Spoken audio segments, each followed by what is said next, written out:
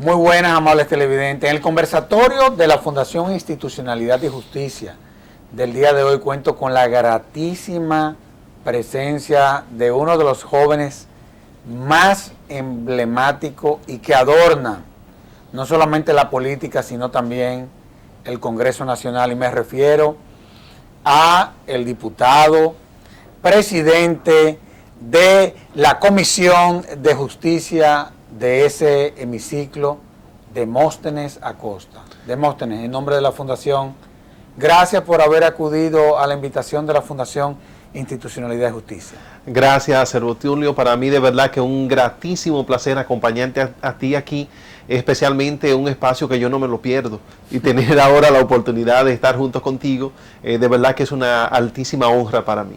Muchísimas gracias. Bueno, tú estás manejando temas de grandes trascendencia, no solamente para el presente, sino también para el futuro del país.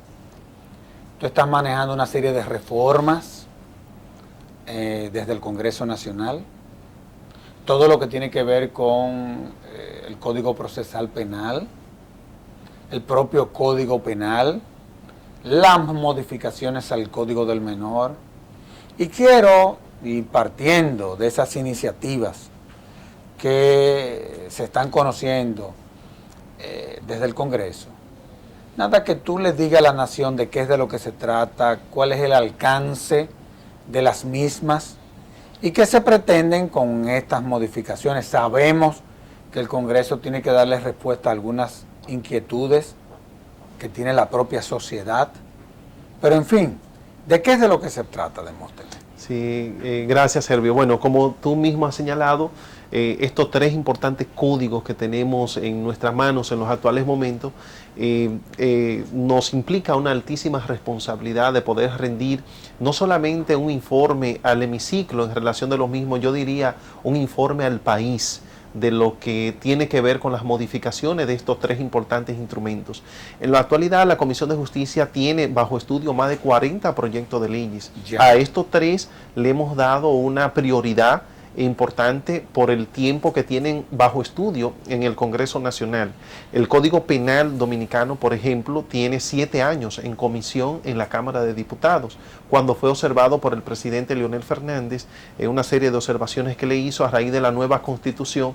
Tú recordarás que los proyectos observados por el presidente entonces nunca perimían, pero con la nueva Constitución de la República perimen después de 2 legislaturas en unas disposiciones especiales, transitorias que hay en relación a los proyectos que se encontraban observados por el presidente de la República. El Código Penal, incluso ya perimió, fue sometido de nuevo por el presidente de la Cámara de Diputados entonces, para que la Comisión de Justicia hiciera el estudio del lugar. Una comisión anterior que dirigía José Ricardo Taveras había ya preparado un informe antes de él salir como diputado, digamos en la transición. Había preparado un informe para presentarlo al hemiciclo, había también un informe disidente que se iba a presentar en relación a algunos temas que no se lograron poner de acuerdo la comisión. Estamos hablando del Código Penal. Estamos hablando del Código Penal, como es el más viejo de lo que estamos discutiendo, como es el caso del tema del feminicidio, el genocidio, los crímenes de guerra. El propio tema del aborto, recuerdo yo. El propio tema del aborto, perfectamente, así es, Servio. Esos temas no lograron llegar a un acuerdo la comisión y se prepararon 2 informes, el informe de la comisión y un informe disidente. Esos informes no se llegaron a conocer ningunos en la Cámara de Diputados. Con la nueva Comisión de Justicia, que hace un año nosotros estamos presidiendo, entonces ya hemos podido consensuar y podemos anunciarle al país de que no tenemos informe disidente en la actualidad, sino que solamente hemos preparado un solo informe que obviamente todavía está en una etapa de la redacción técnica legislativa, gramaticales. Ese espacio todavía permite poder hacer algunas precisiones y correcciones porque toda obra humana es perfectible y nosotros cualquier sugerencia, por eso estamos haciendo público algunos de los argumentos de las modificaciones que se han presentado, con la idea también de poder escuchar algunos sectores que todavía... ¿Usted ha recorrido el país? Hemos Inclusive, recorrido completamente el país en vistas públicas, en encuentro con profesionales, con técnicos en el área, que nos ha permitido tener ya insumos suficientes para poder hacer una redacción final de este proyecto del Código Penal. ¿Y han encontrado ustedes en esas vistas públicas alrededor de todo el país nuevos elementos que han contribuido a fortalecer lo que había sido el trabajo de esa comisión que preparó la propuesta de modificación al Código Penal? Sí, yo creo que sí, han sido Oye, bastante interesantes porque, fíjate una cosa, Servio, hay, por ejemplo, nosotros tenemos la opinión de la Procuraduría General de la República, pero hay operadores del sistema que tienen que ver con el Ministerio Público en esas provincias del país que se presentan con situaciones importantes y nos la han transmitido a nosotros y nos han servido de argumentos sólidos también a la hora de nosotros ponderar esas modificaciones, digamos, en el término concreto del Código Procesal Penal, que nos explican en términos procedimental cuáles deficiencias han tenido. Por ejemplo, en el caso del Código de Menor, nos explica, bueno, nos dan 5 días para elaborar unas conclusiones que no es suficiente. Entonces ahí escuchamos las opiniones del propio Ministerio Público que tiene que hacer esas conclusiones en relación a ese tema o de la víctima, para poner un ejemplo, y nos dicen que no, que tienen problemas, que a veces entonces tienen que presentarlas con deficiencias y en un proceso entonces que se cae. Yo creo que hemos recogido incluso las opiniones de los propios abogados que participan tanto en la defensa de las víctimas como de los agresores en este caso, y la verdad que hemos recogido insumos bastante interesantes que hemos incorporado también a las discusiones de las modificaciones de estos códigos. Ahora, vamos a ver de qué forma podemos deslindar en el programa cada uno de ellos. Muy bien. Y vamos a comenzar por el Código Penal, que es el más viejo. Sí, que es el más viejo. Y también, y eso lo sabes tú mejor que yo, porque tú eres en principio comunicador social, pero tú eres también un excelentísimo abogado, esa es la verdad. Los procesos de reforma en la República Dominicana no solamente llegaron tarde, sino que quedaron inconclusos. Aprobamos un Código Procesal Penal, pero no conocimos la modificación al Código Penal. Así. ¿Qué trae de novedad esto? Hay mucha gente que habla de aumentar las penas. Hay inclusive hasta quienes han sugerido y han propuesto cadena perpetua para determinados delitos. Así es. Otros hablan del cúmulo de la pena. Muchos sostienen la tesis que a la luz de todo lo que es este nuevo modelo, los delincuentes finalmente no cumplen la totalidad de la pena, sino que cumplen la mitad. ¿Cómo ustedes han resuelto todas estas inquietudes que sectores de la sociedad han venido expresando?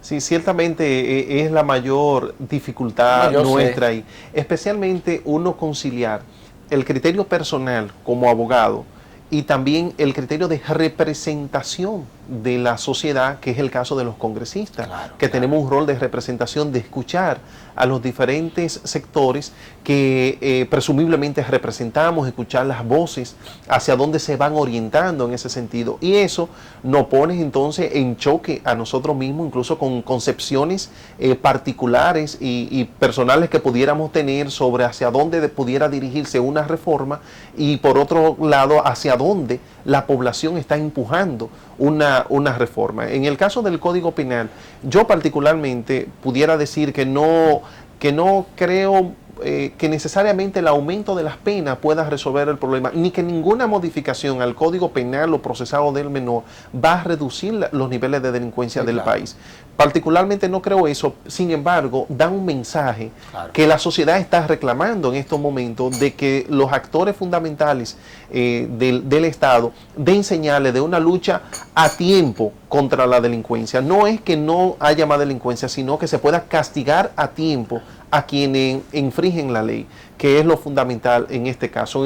En lo que tiene que ver con el Código Penal, nosotros recordamos el discurso del presidente de la República el 27 de febrero en el Congreso Nacional, donde él hacía referencia a que en una modificación penal se estableciera el cúmulo de la pena. pero también... No, el hombre estaba bravo en ese discurso. En ese momento, bueno, y es que no es para menos, los niveles de delincuencia que se registran en el país son alarmantes. Mira, aquí yo tengo, por ejemplo, la presidenta de Chile, Michelle Bachelet, en su momento, ¿verdad? Ya no es la presidenta, pero propuso una modificación al Código Penal y al Código Procesal Penal. Después de una serie de debates y discusiones, claro. Envió este proyecto de modificación al Congreso con la siguiente nota que quiero leerte esos dos párrafos, Servio. Eso es importante agregarlo al debate. Me parecen interesantes y para mí un momento que está viviendo la República Dominicana actualmente. Que es similar al que estaba viviendo Chile en ese momento. Que es similar, exactamente. Esto es del año 2006, o sea que tiene 5 años hace que Chile ya afrontó un problema similar como el de nosotros.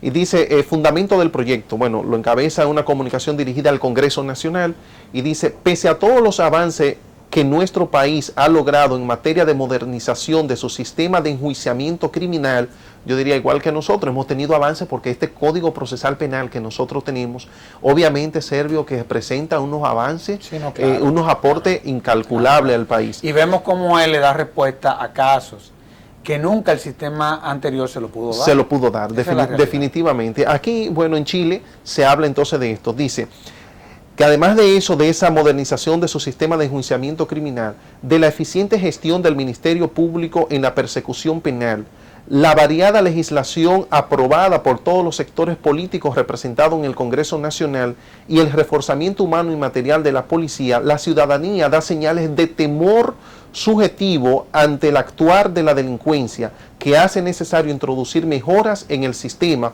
destinada a reprimir con mayor energía el delito y a disminuir esa sensación de temor que vive la ciudadanía dominicana en este momento.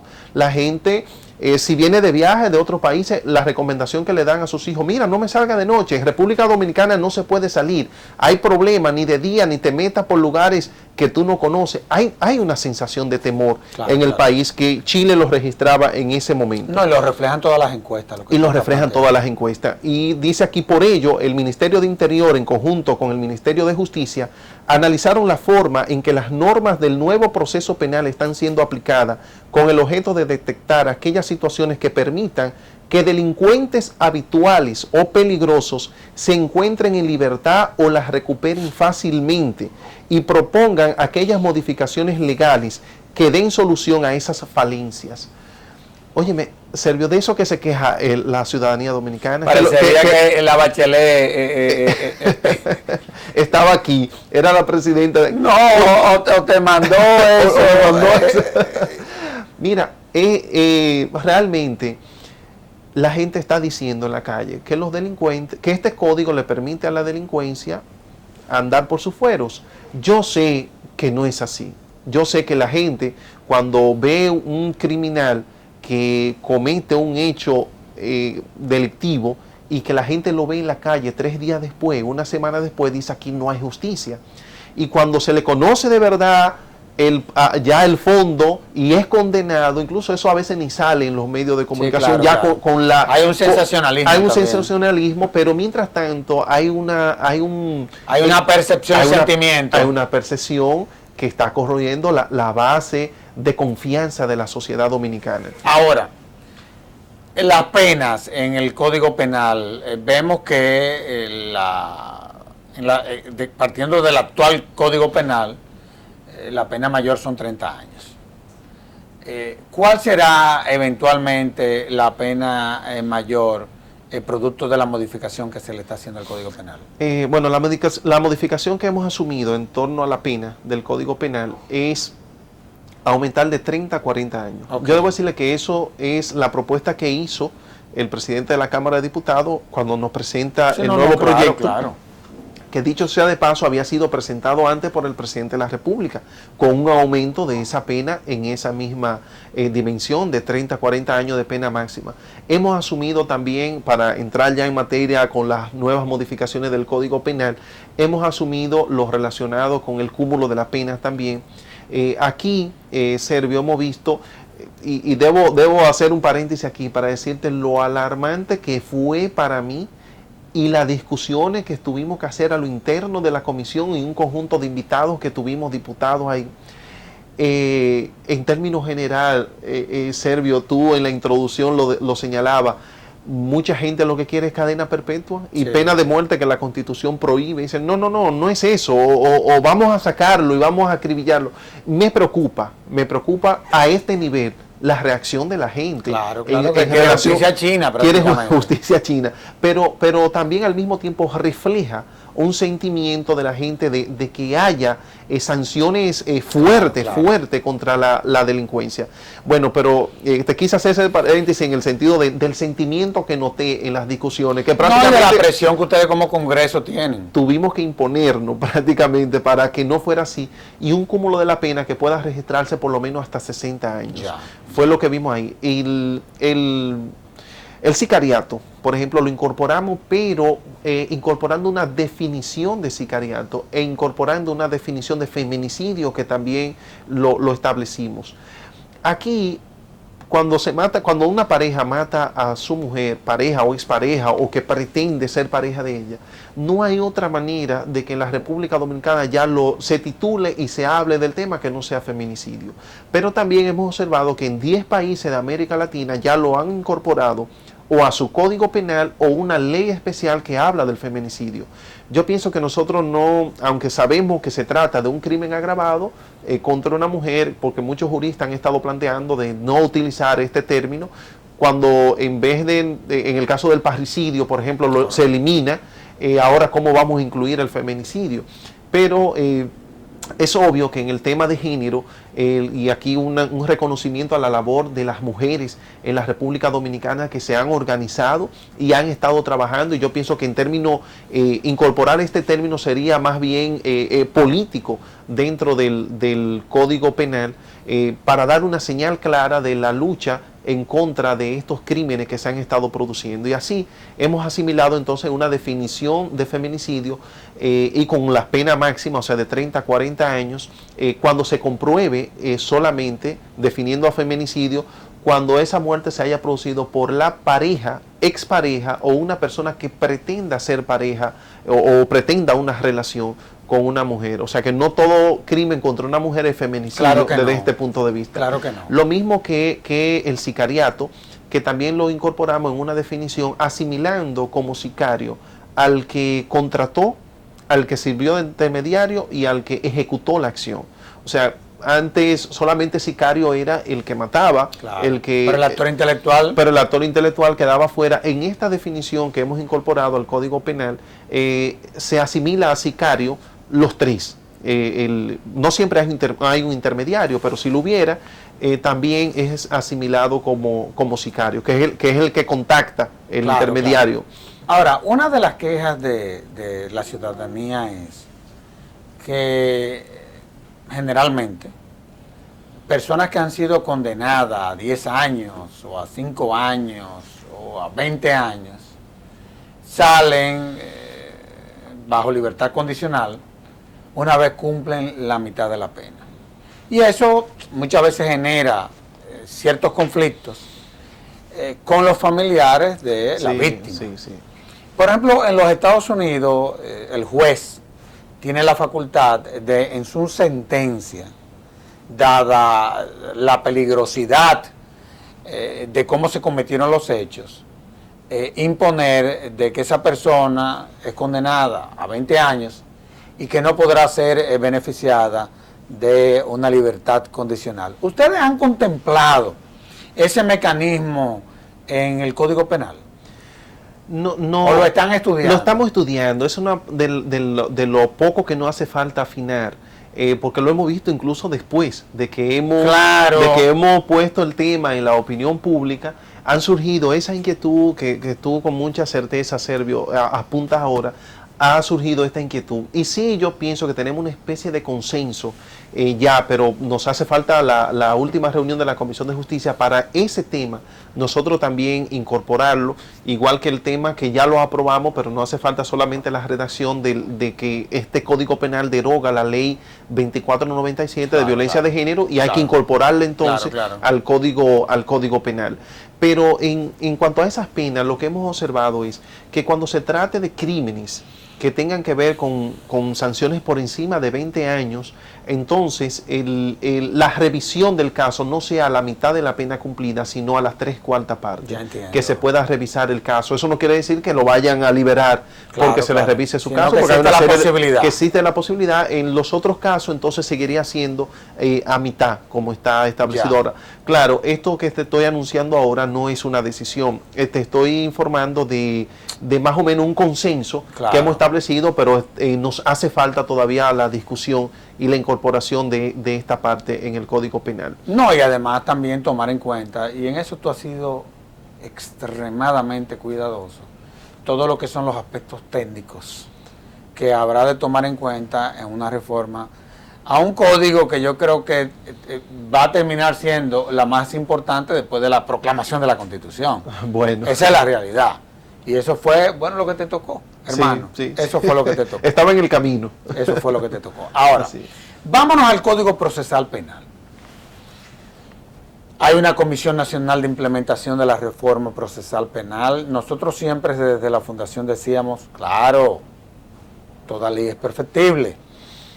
Y toda ley tiene que ser periódicamente sometida a un proceso de reforma, porque las sociedades van cambiando y de una u otra forma van evolucionando. Sí.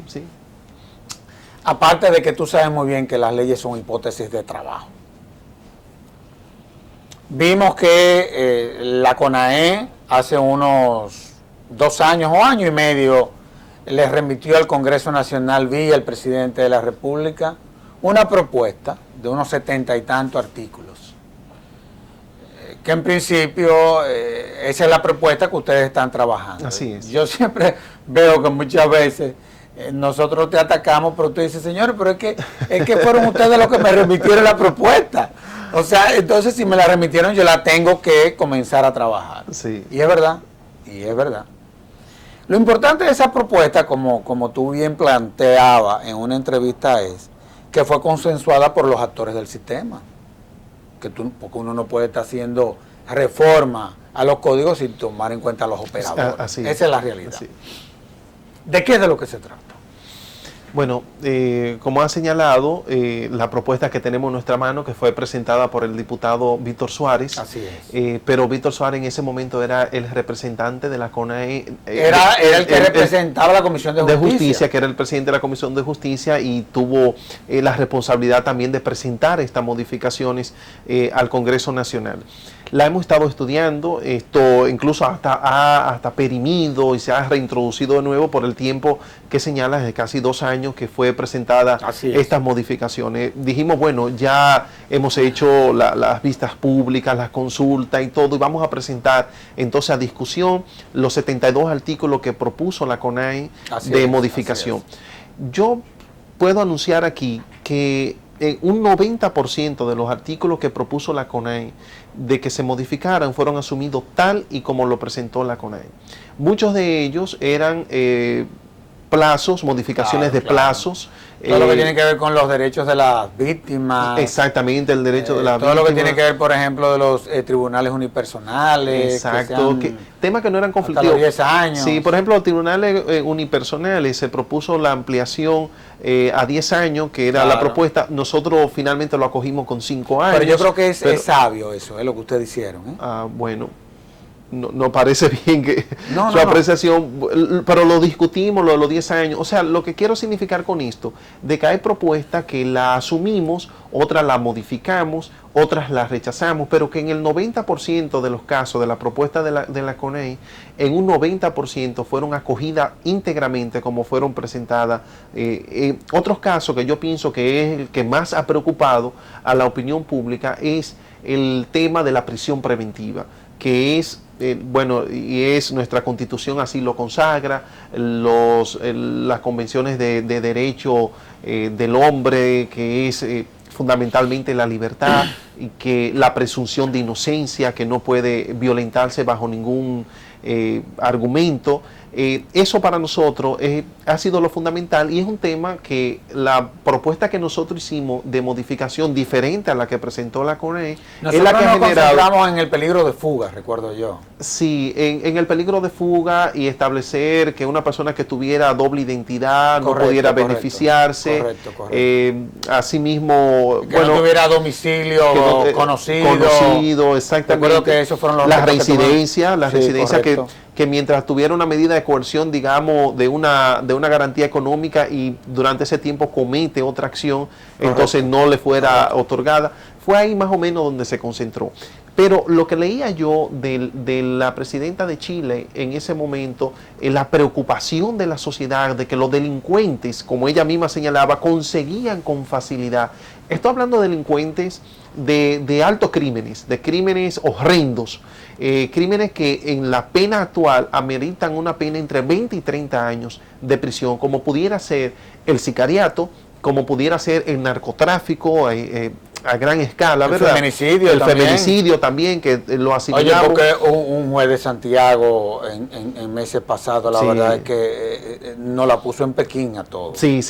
Porque un hombre que mata a la mujer, que todo el mundo lo sabe y lo despacha con una fianza. Y él mismo dice lo admitió y dijo por cuáles razones. Y lo despachó para su casa. Y lo despachó para su casa. Pero qué cosa más grande. Bueno, esa sensación de temor, de inseguridad que tiene la población, en el caso de los criminales, ahí es solamente en esa parte, porque no es para todos los casos, sino solamente para aquellos que el juez entienda que hay elementos, los 3 elementos fundamentales: el peligro de fuga que hemos hablado, que el juez entienda que ha sido un hecho grave, y el otro de que el juez tenga la certeza, grave me estoy refiriendo a que merite una pena de 20 años o más.